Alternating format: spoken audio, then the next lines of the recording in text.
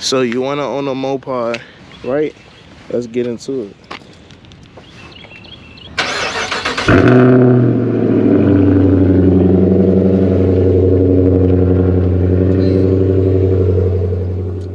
Alright, what's good, y'all? We back with another video. In this video, I'm gonna be talking about how much, well, not really how much. I'm gonna be talking about what it takes to have a charger, the maintenance, and how much I spent on my charger, and how much you might spend on your charger depending on your situation. So I'm gonna give you all the details that I can get. Ain't gonna be no cut cards. I'm gonna tell you everything from the bottom up. I'm actually about to head to the store right now. It's like 7 o'clock in the morning, and then I'm about to head to Walmart to go get some things. But so yeah, let's get ready. All right, so the first thing I can recommend is, oh look, there go a charger right there. But nah, yeah, the first thing I recommend, the very first step is, one, build your credit. That's really the major key to this, honestly, is building your credit, or even having credit. That's the two things you need to worry about. If you don't have credit, you need to start. And then if you do have credit, you just need to have a good maintaining of your credit and make sure you have a good score and a good credit history. When you're building your credit, either you can start small like I did. So one thing I did to start my credit was I got a card from Target, from Walmart. I'm actually about to use the card today. So I got my card from Walmart, Target, Safeway, you know, anywhere they got the little application so where you can sign up for your credit, like their credit cards and stuff like that. And I mean, make sure you read them, and you know, make sure you're able to pay them back and stuff like that, you know, because you know you still have your APR and like how much percentage they tax you like after you make a purchase. So I mean, you still want to look into that. Me, I didn't really care. I just want to start. I didn't really care about how much I would have to, you know, pay for interest or whatever. But I was planning on making my payments on time, doing everything on time, so I wouldn't have to worry about that. So I didn't really care at the APR. But I signed up for Walmart, I signed up for Target, signed up for Safeway, and you know, I made small purchases. So Safeway, I buy my groceries, my milk, get some cat food or whatever. Anything small, like I do Safeway. If I go to Target, I'm buying like my electronics, either like my games or, you know, like PC stuff, and you know, anything I can just spend at Target. Cat food as well, and groceries as well. And same thing for Walmart. So like I split it up in between those, and I start doing it that way. So now I got three things on my credit history. I got those 3 cards. They're not nothing major, but I have a credit history now. And then now I'm making these payments back on time. So every month I'm paying a little bit more than what they asked for. You know, so say if I spend like a couple dollars, I'm paying that couple dollars and more every month to make sure I get paid off in full. And you know, I'm not getting charged interest. So that's what I did. I just kept doing that. And then they raised my credit. So at first, when I first started off, I started off with like $500. Then after a couple months of paying it on time and showing that I can pay it back, they raised it to a couple $1,000s. So I kept doing that, and then I was like, okay, I need more credit. Now I signed up for official credit card, like from my bank. So at first, I tried to apply for my bank the first time, and they canceled me. They said, no, you don't, you know, we can't give you that. So then that's when I started the grocery cards stuff, and getting like my grocery credit cards. And then after I had that, my bank approved me for getting an official credit card through my bank. So once my bank approved me, I know I was on a good track, because the first time they denied me. This time they approved me, and they even gave me a lot of money. So now I got my bank credit card. So now I'm using that for my phone bill. I'm using that for like subscriptions, so like my Netflix subscription, my Hulu subscription, my PlayStation Plus, my Xbox Live. Anything I paid monthly was going on my credit card, and that like I could afford. It wasn't like, okay, now that you have a credit card, go spend all this money, because then you get stuck in a hole. You don't want to do that. So I made sure I planned out what I could pay for, what I couldn't pay for, put it all on credit, and then I just started building my credit that way. Once I did that, I got my credit history. You know, I've been doing this stuff, so it's not instantly either. Don't expect like you go do this and it's gonna take a couple months, then boom, you got a good credit score. No, you have to build your credit for about, I say, a year plus and some change. Because even though you have, so say if you do what I just told you, your credit score might be high. You might have a good credit score. It might be like 700, 600, because you've been paying your stuff on time. You got all this credit report. You got a history, but your credit is still new. And new credit is not good credit either. Don't get confused. Just because you have a good number doesn't mean you have good credit, because it goes off the age of your credit. So how long you had it and how long you kept it good. So my credit right now, I only had it for about 3 years. So it's decent now, but when I first started, I couldn't do anything. Just because I had a good credit score, which was like 700, and then, you know, it was still new though. It was like a year and some change old. So they still didn't look at it as like, okay, this man he's been doing this for a while. It's still new, so they don't really, they might give you a good look, but it's not gonna be as good because it's still new credit. And new credit just as bad as bad credit pretty much. So you do that for a couple months, a couple years, get your stuff get it situated. If you're in school, this is really for the school people, honestly. If you're an adult, you already know how credit works and how you should be doing things. But if you're in school and you're watching like, yo, I want to get a Charger one day, I want to get this one day, I want to get a Mustang, whatever you want to get, you gotta start. It all comes around with credit. Realize like everything revolves around credit. If you want to get a car like brand new from a dealership, they're gonna run your credit. So they're gonna run your credit. It's gonna drop your score. It's gonna do a hard inquiry. They're gonna want to see what bank's gonna allow you to get the loan. If you're rich, feel free to buy the car fully cashed out. You feel me? If you got a good paying job or whatever, and you can do whatever, you can afford the payments, then you straight. But for the people that come where I come from, we can't just go boom, 20,000, 30,000, 40,000 on the car. You feel me? So you gotta do a down payment. So like when I got my Charger was 22K. So it's a used Charger. It had about 40,000 miles on it, one owner, and it was a lady. I think they told me. I looked up the VIN number and everything. So it was a lady, one owner. I don't think she did any crazy, cause I don't think so. I don't got any proof, but from the report, there was no damages. There was no, she got it serviced when she needed to get it serviced and everything. So everything ran good. So I knew that, okay, it's a RT. A lady had it, one owner.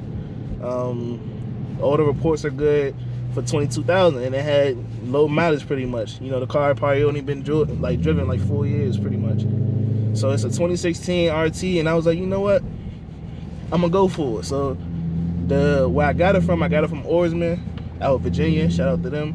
They hooked me up. So I ended up actually needing only 18K in loans, because I put down $2,000, and they actually had a whole bunch of discounts for the actual price. So instead of it being 22, it was 20,000. And then I put down $2,000, and it was 18,000. So I needed 18,000 in loans to basically leave with the car. You feel me? So my credit was good enough for a bank to be like, yo, okay, yeah, we can lend this man 18,000. He can pay it back. He'd be straight. And then that also come down to you talking your deal, getting a good deal. You feel me? I didn't want to pay too much for my car, because one, it's a 2016. Yes, it's an RT, it's nice, but I was like, yo, it's 2016, it's been used. I don't want to pay anything over $300, honestly. I didn't want to pay over $300 for my car. I was like, yo, I want this amount, and I want this many years or this many months to pay it off. At first, they hit me in the head. They was like, yo, your credit is still new. You do have a good credit score, but this is your first big purchase, so we can't really just give you the car for what you want. And dealerships are gonna do what they're gonna do to try to get the money. You feel me? So I was like, but I really want this, and this is my budget. This is what I want to do for the car. And then they still butted heads with me, but then we ended up talking a good amount, and I'm gonna let y'all know what that is after I go back and get back inside the car. All right, so back to the video. So for my car note itself, I pay $328. That's how much I paid for my car note. It was near my 300 range. At first they wanted like 390 something, and I mean the very first number they gave me was like 5, and I was like, yo, you're bugging. I'm not about to pay $500 for an RT. No, that's not happening. Then they lowered it down to 390. They was like, okay, this is the lowest we can go. I was like, nah, you can go a little bit lower. I said, I need 300. They said, what's the ideal number we can meet you at? I said 300. And then so they got it down to 328. And it was also with a bank, or not really a bank, but a company that I used before called Ally. So they actually ran it through them, and I was like, yo, that's even better, because I used them before, and so that's even better for me because I like Ally. and they're good to me. I haven't had anything wrong with them. So now I paid $328 for my car note, and then my insurance I got with Geico, and my insurance is like $270. At first it was $300 as well. That's because I'm young. I'm under the age of 25, and I'm doing it by myself. I bought the car myself, no co-signer. I got my insurance myself with nobody on it, so I pay everything myself. So my car note was $328. My insurance was like $300. After a couple of months, it went down. Now it's like $270 something. So altogether, in total, I paid after you add all the numbers up, it's pretty much $600 a month for my charger. So if you think you can afford $600 a month for a RT, then it might not sound good to some people, but it was good for me to make the deal. So basically $600 a month, and that's how much it takes from my car. And then so $600 was affordable for me. It wasn't to where, okay, damn, I need to do this and in order for me to pay for my car. Like, no, I'm good, I'm financially stable. I made sure I got the payments to where I know, okay, I will be okay. I won't have to be stressing like, oh dang, I messed up, I can't make this payment or anything like that. So if you can do that, that's how much it might cost you. If you're under the age of 25, you can expect the same numbers that I have. I won't say you will have the same numbers. You might have better numbers, you might have worse numbers, but expect to pay at least $600 a month for a Dodge Charger RT 2016. If it's a newer one, you might even pay more than that because it's a newer car. And also the color of your car makes a difference as well. So my car is Tour Red, which is a special color in a sense. Any car that's red is pretty much gonna be a higher insurance on it. But yeah, so that's how much I pay for my car. Now when it comes to like other small things, gas for this car, my gas mileage was in the 300s. Now it's not. It's like 280 or 260 now.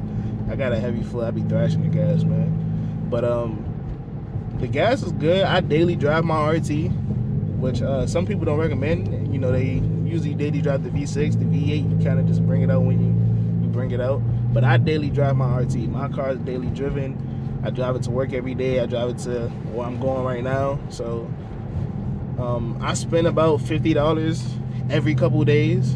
At first, I didn't push my car like I do now. When I first got it, I was trying to get used to the power of the car. I came from driving a V6 Impala, so the difference between the horsepower was real. Like, you could feel it. So I was babying my car basically. But now that I understand the power of my car and like what my car can do, I be flowing this every single time. Right now I'm in DC, so it's like potholes and speed cameras, but I be pushing this joint whenever I can, basically. So when you push it, your gas is gonna go. So and then it's an 18-gallon tank, and then gas right now is like $4 pretty much for a gallon. So you do the math, bro. I spent about $70-80 pretty much close for a full tank now. At first I spent like $50, but now that gas prices went up, man, it's about like $70 for a tank now, bro. Like, it's crazy. But it depends on how you drive, how heavy your foot is. If you don't push it crazy like I do, then your gas might last you like a week. You feel me? If you don't daily drive it, your gas will last you a long time. You feel me? But on average, pretty much like after all the expenses, like gas, monthly, and all the other, like, getting your car checked out, I say about every month you're gonna spend at least like $800 on your car.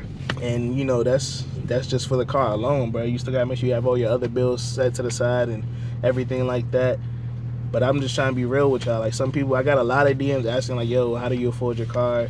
And like, what's the process of trying to get a Dodge Charger or stuff like that, like what you should look for. I'm not the perfect person, but from experience, from all the videos that I watch on YouTube, I was just like, I was looking at people who bought Chargers, what they did. I asked them questions, and then I didn't do what they did. I just took what they said and did it the way I know how to do it, pretty much. Basically, like the same thing you should do. Listen to what I gotta say, take what you got from it, and then make your own way of doing it. But I can just give you layout, and so you know how to. I give you the layout, and you do what you gotta do to make it happen. You feel me? just it's really, I tell people it's really not that hard. It's just the question is if you want to do it. You know, do you want to pay a car note? Do you want to do financing? Do you want to do a lease? Do you want to do this, that, and the third? Like, it's completely up to you. That's the real thing. It's completely up to you. You can do it, but it's if you want to do it. You feel me? Me, when I forgot my first car, I got an Impala. I got it used, and I paid it fully out. I bought it off a person, so I gave the person the money, and after that, all I had to pay was insurance. It was an A to B car. It got me to work, got me here and there. It got the job done. That's what it was for. My second car, I wanted this car to be a car that I really wanted, and something, you know, I can have for a while. So I went to a dealership and got a loan, and now I pay a car note. So that was my thing. That's what I wanted to do. You know, this might not be the best option, but I wanted a Charger. I wanted it now, and I had to make it happen. So it's completely up to you how you want to do things. I'm just here to give you a blueprint, and then you just make it happen, bro. That's all it is. I just want to tell you, credit is a huge thing. Having money to back it up as well. And then that's really what y'all should be focused on when it comes to trying to get a new car. It don't got to be a Charger, but trying to get any car, a house, you're going to need credit. So that's the one thing I can tell you that you need to focus on and get that, build it up as soon as possible. But I think that's enough rambling on for me. But I'll catch y'all on the next one. I just want to get out this little information video for you guys, so y'all understand what it, like, you know, for the young kids who are trying to get a car and stuff like that, like what you got to do to get a car like this. You know, by the time y'all get out of high school or whatever, these cars will be done. It's gonna be like a 10-year-old car. You know, you ain't even gonna want this car no more. But whatever car come out then, hopefully we still doing gas cars. Like they try to push this little RPM act or whatever. You know, hopefully we still got V8s and superchargers and turbochargers and stuff. So, you know, I wish for it. But yeah, that's basically it, man. I hope y'all like this video. If you did, or you got any comments or anything, make sure you leave it down below, and I'll catch y'all on the next one, man.